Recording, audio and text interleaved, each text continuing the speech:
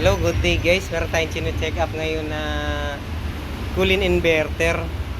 Ang problema nito, parating nauubos ang preyon 2 araw pa lang. So, nakakailang balik na raw si technician, hindi napapatino. So, ayan, kinargahan natin ng nitrogen. No? Nilagay natin dyan is 400 PSI. So, ngayon, 395 PSI na lang siya. So, alam natin na may leak. Hahanapin natin kung asan ngayon yung leak na yun. 2 araw lang tinatagal ng preyon eh. Uy, malakas no? Malakas. Tapos ayun dyan siya, may langis-langis sa ilalim. Bibiyakin natin to. Pa-video pre. Hiyawa ko mo itong video. O, sige, ikaw magkalas nito. Sige. Saan yung Anuhan mo nito, gantuhan mo nito. Ibabalik natin to, dandahanin mo lang. Kung yun, ano ko na yung video. Sige.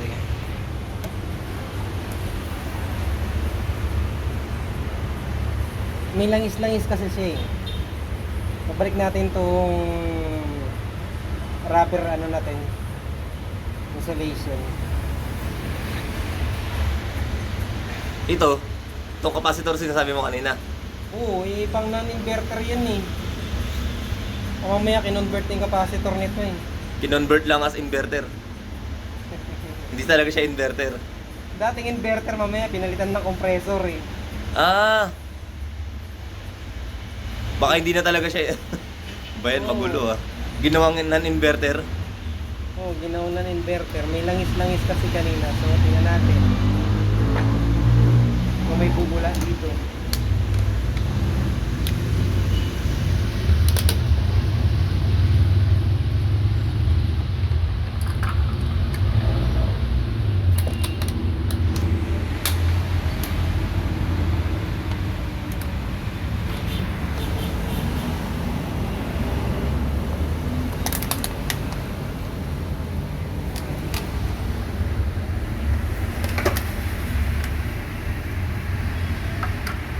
Stop mo naman ito.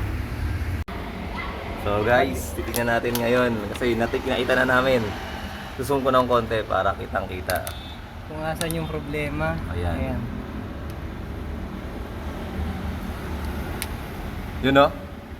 Kitang-kita guys.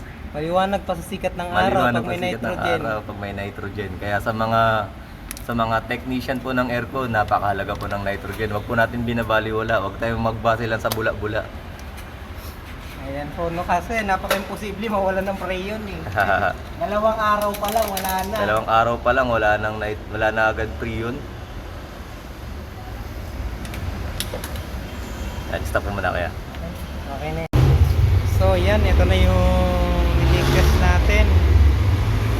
Ayan, nakita natin ang leak. Close. Kinargahan na rin natin ang preyon. Ayan, 135 PSI karga natin. 410 siya, no? Naka full speed na yung compressor. Ayan.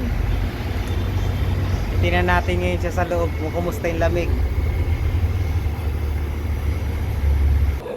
So ayan, 23 setting temp natin. Tingnan natin sa clamp meter kung ilan yung amperahe. Napaka full speed pa siya. Ha? Ibaba ko yung breaker. Ay sablay.